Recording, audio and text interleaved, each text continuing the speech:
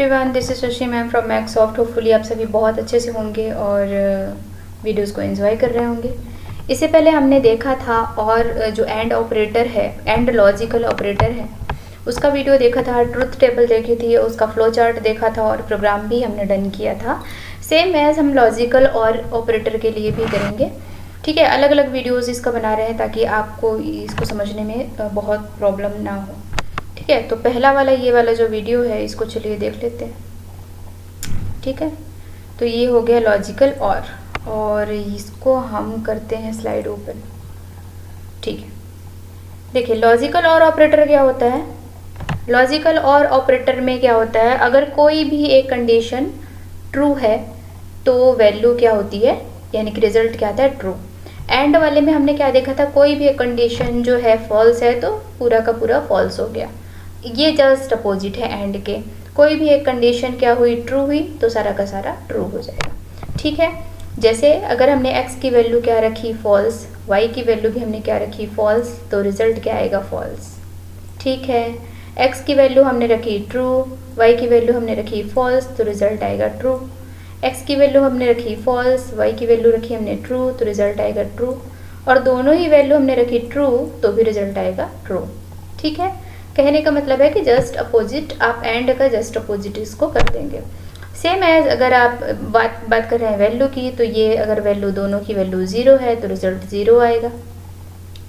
दोनों में से कोई भी एक वैल्यू 0 नहीं है, मतलब कुछ ना कुछ वैल्यू है, तो वो रिजल्ट क्या होगा आपका, ट्रू। ठीक है, अगर कोई भी एक वैल्यू ट्रू है तो ट्रू, दोनों वैल्यू ट्रू है तो ट्रू आएगा। ठीक है, होपफुली ट्रुथ टेबल आप समझ गए होंगे कि ट्रुथ टेबल का मतलब क्या है। ठीक है, तो ट्रुथ टेबल का मतलब ये होता है कि हम प्रोग्राम को समझते हैं कि लॉजिकली हमारा जो प्रोग्राम है वो कैसे वर्क करेगा। ठीक, चलिए नेक्स्ट वाले में जाते हैं और ये आ गया हमारा फ्लो चार्ट और ऑपरेटर का फ्लो चार्ट। तो x और y, ठीक है, हम किस ऑपरेटर का यूज़ कर रहे हैं, और ऑपरेटर का यूज़ कर रहे हैं। ठीक, कंडीशन कैसे चलेगी, सेम देखिए, x जो पहला वाला वैल्यू है x, अगर उसकी वैल्यू क्या है, ट्रू है, x की वैल्यू हमने क्या रख दी, ट्रू। ठीक है, मान लीजिए यहाँ पे हम दे देते हैं x इज इक्वल टू दे देंगे 10, ठीक है ना, और y इज इक्वल टू हमने क्या दे दिया, 0। ठीक, तो सबसे पहले किसकी वैल्यू चेक हो रही है, x की वैल्यू चेक हो रही है। x की वैल्यू चेक हो रही है तो क्या x की वैल्यू ट्रू है, अगर हाँ ट्रू है, 10 हो गई ना यहाँ पे, अगर ट्रू है तो यहीं पे ये लूप क्या हो गया, ख़त्म। वैल्यू ट्रू मतलब ये पूरा का पूरा ट्रू हो गया। ठीक है, लेकिन अगर यहाँ पे x की वैल्यू क्या हो गई, x की वैल्यू क्या हो गई, फॉल्स हो गई, यानी मैंने रख दिया -10। ठीक है, x की वैल्यू क्या हो गई, -10 या 0 रख देते हैं। ठीक है, सिंपली 0 रख देते हैं और इसकी रख देते हैं 10, y की। ठीक है, तो x की वैल्यू यहाँ पे इसने चेक किया तो x की वैल्यू क्या आ रही है, फॉल्स आ रही है। तो जब फॉल्स आ रही है तो ये लूप इधर ना जा करके किधर जाएगा, फॉल्स की तरफ जाएगा। ठीक है, क्योंकि अभी हमारी वैल्यू क्या होगी, फॉल्स हो गई, तो पहली वाली तो फॉल्स है। ठीक है, लेकिन हमको दूसरी वाली भी तो चेक करनी पड़ेगी कि वो ट्रू है या फॉल्स है। तो जब फॉल्स में जाएंगे तो यहाँ भी आपकी कंडीशन चेक होगी, y की वैल्यू ट्रू है या फॉल्स है। तो y की वैल्यू देखिए ट्रू है कि फॉल्स है, तो y की वैल्यू तो ट्रू हो गई। ठीक है ना, y की वैल्यू ट्रू हो गई, तो ये वाला इधर वाला जो पार्ट है वो एग्जीक्यूट होगा कि y की वैल्यू ट्रू, यानी कि आपका प्रोग्राम रन हो जाएगा। और अगर y की वैल्यू भी 0 होती है तो फिर ये प्रोग्राम किधर आएगा, इस तरफ मूव करेगा। ठीक है, समझ आ गया। चलिए प्रोग्राम बनाते हैं, पहले इसको इरेज कर देते हैं। ठीक है ना, और अब चलते हैं प्रोग्राम पे। तो ये कुछ प्रोग्राम है इस टाइप का, इसमें हमने 3 वैल्यूज़ ली हैं, तीनों में हमने वैल्यू रखी है, तीनों को कंपैरिजन किया गया है और सिंपली हम इसको टाइप कर लेते हैं। ठीक है ना, टाइप करने पे ज़्यादा अच्छा आपको समझ में आ जाएगा। तो चलिए हम चलते हैं अपनी IDE पे और IDE पे प्रोग्राम को टाइप करते हैं। ठीक है, और IDE पे चलने के, यस डिस्कार्ड। ठीक है, तो IDE पे चलने के लिए हम आगे अपने पाइथन IDE पे, और लैंग्वेज में कर लेती हूँ इंग्लिश, और इसको हम कर लेते हैं न्यू फाइल। ओके, ठीक है, चलिए तो हम प्रोग्राम बना रहे हैं, जो पुराना प्रोग्राम था हम उसको ही ओपन कर लेते हैं। ठीक है ना, और उस पर ही हम मॉडिफिकेशन कर देते हैं। या फिर हम नया टाइप कर लेते हैं, चलिए जल्दी से। तो ये हो जाएगा, शिफ्ट के साथ हमने हैज़ किया। प्रोग्राम हम किस पे बना रहे हैं, प्रोग्राम जो हम बना रहे हैं प्रोग्राम डेमोन्स्ट्रेशन के लिए, प्रोग्राम फॉर और ऑपरेटर, सिंपल लिख देते हैं, ठीक है ना। आप कुछ भी लिख लीजिए, कोई दिक्कत नहीं है, इससे कोई फ़र्क नहीं पड़ता, ये सिर्फ यूज़र को अंडरस्टैंडिंग के लिए है। और चलिए फटाफट से हम दे देते हैं। इस पे मैं सिंपल दे रही हूँ, a is equal to 10, b is equal to -10 और c इज़ इक्वल टू दे दीजिए 0, ठीक है। और चलिए कंडीशन लगाते हैं, इफ़ कंडीशन लगाया हमने और हमने जो है इवेल्यूएट कराया a इज़ ग्रेटर देन 0, हाँ है, ठीक है। स्पेस दे दीजिए, अदरवाइज़ ये कीवर्ड नहीं कहलाएगा। और हम लगा रहे हैं, और इसके बाद हमने किया b इज़ ग्रेटर देन 0, ठीक है। हम प्रिंट कराएंगे, क्या प्रिंट कराएंगे,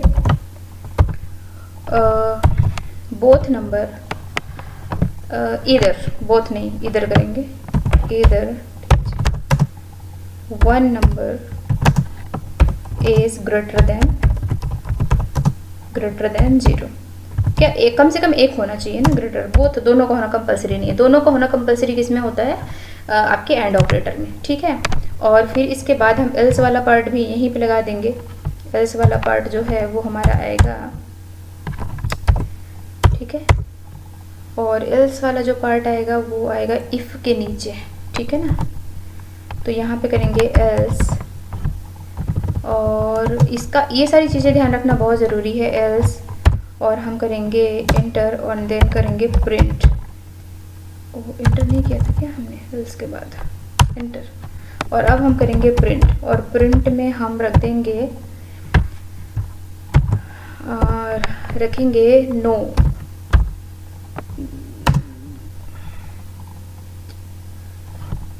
नंबर,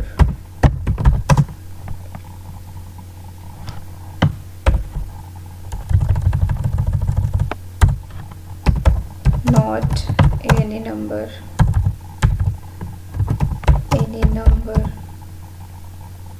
नहीं ये नहीं करेंगे, ऑल द नंबर, ठीक है ना।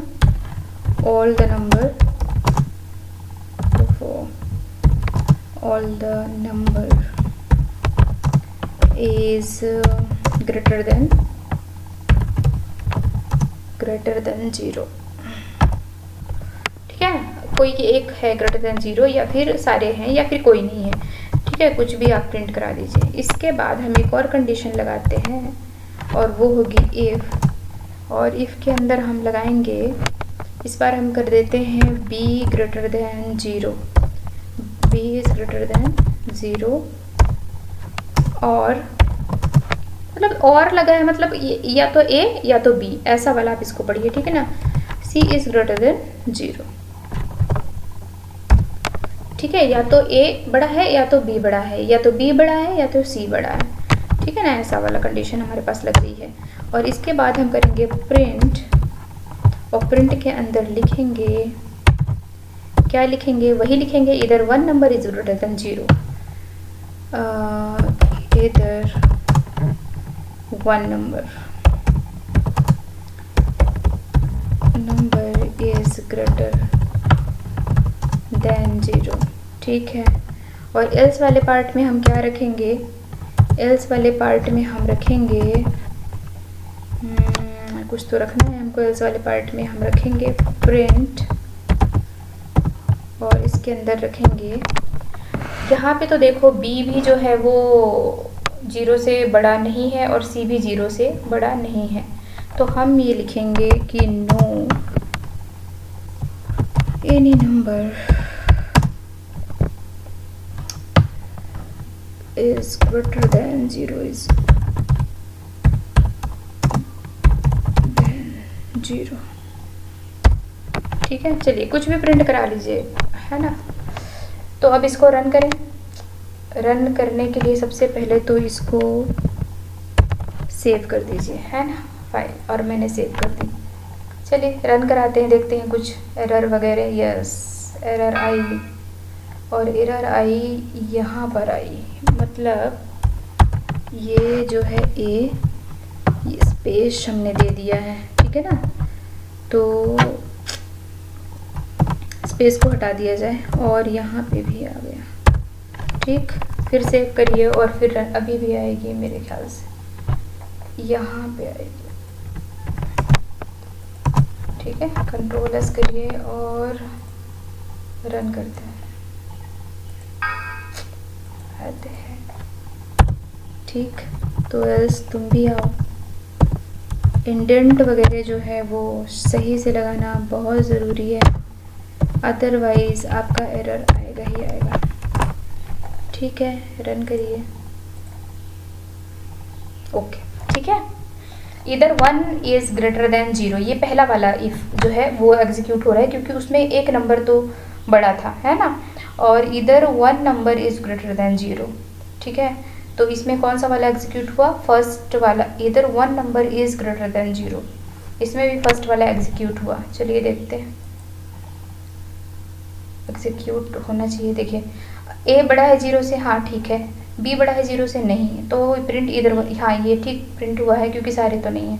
दूसरे में बी जो है वो बड़ा है 0 से और सी भी बड़ा है 0 से, ठीक है, तो प्रिंट इधर 1 नंबर इज ग्रेटर देन 0, ऐसे कैसे, सी तो बड़ा नहीं है 0 से, ठीक है, और बी भी बड़ा नहीं है 0 से, तो प्रिंट नो एनी नंबर ये वाला आना चाहिए, ये क्यों आ रहा है,